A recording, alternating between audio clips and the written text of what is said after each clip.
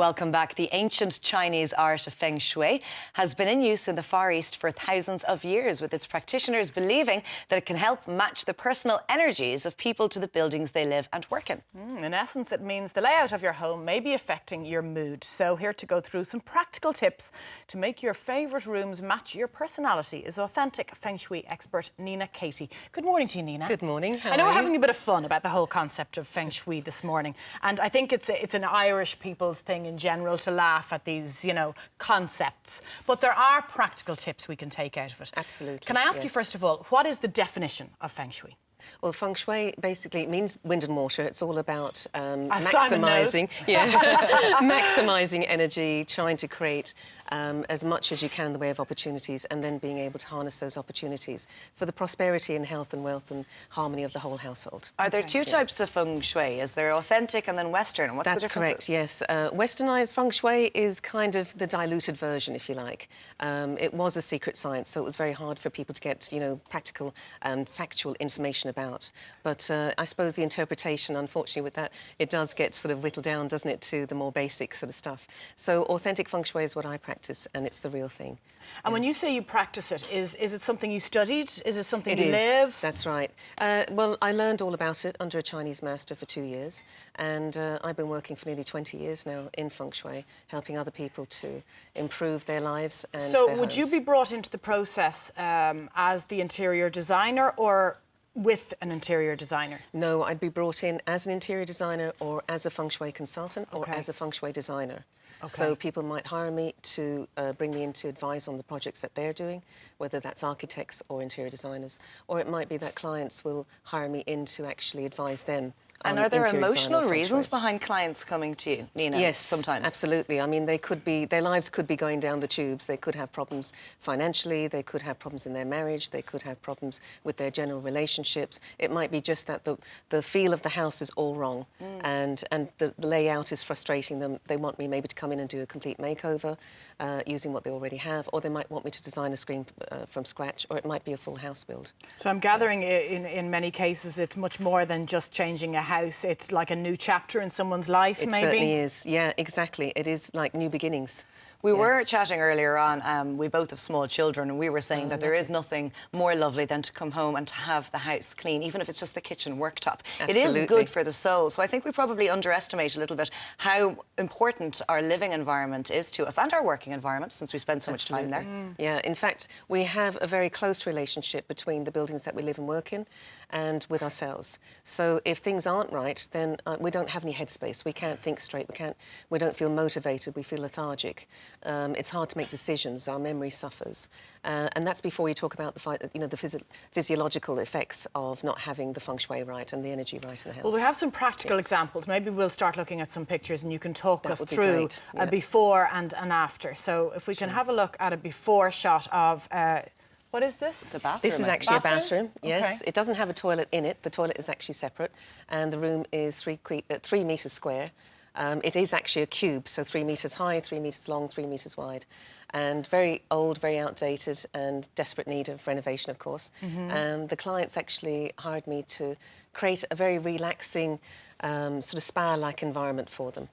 So what's wrong with that? Is it the bathroom, the window is glazed over, there isn't enough light? There's a whole host of things. That's actually the after. You can see the difference, can't you?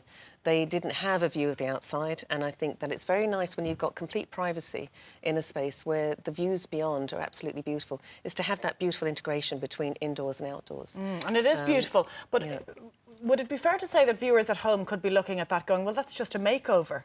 No, that was actually done completely from scratch. The whole room was completely gutted, and everything was started from scratch. But in terms of minding their sort of, well-being and their emotional positivity, what is that room giving them that the previous one didn't, bar light and, I suppose, organisation? It is, and also shapes. If you look at the shapes, there's beautiful curves, those very gentle curves. Everything is very balanced and harmonious, and everything that you can see, no matter which aspect of the room comes into view, is pleasant and evocative of happy memories. There's a little sunken seashell feature in the floor. There's some very nice sort of features within the space that help to, you know, create that sense of escape. We have another escape from photograph life. as well, and I think this is of a kitchen. And again, very impressive when you see the before and the after. But it would be great for you to point out, you know, what the art of Feng Shui has done for this particular room.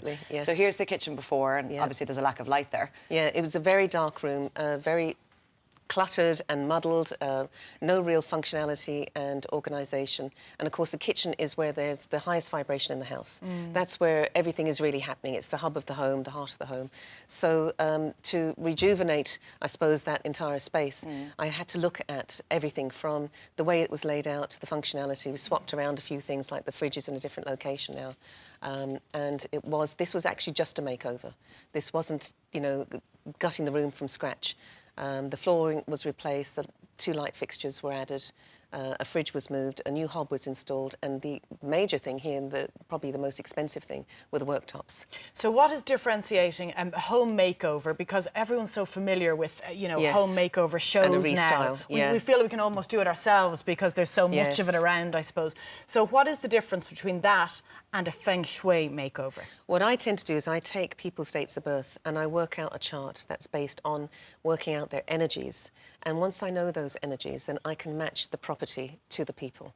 And it's from there that I base my scheme on that. I work out everything from that point, that starting point. Could we ask you about the environment we're in now? This is a very busy working studio, 7 days a week. If you had 20 minutes to change something, what would you change? Well, I haven't had a really good look around, but I would definitely do something about the pillar here.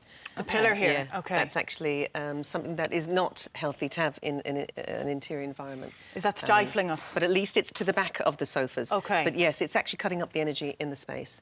It's something that like this space actually is quite harmonious and it is quite cool, calm and collected, except for the pillar. For the pillar. That's the one so thing your I would initial say reaction creates a when you problem. walked in here, was it a positive one, or was it?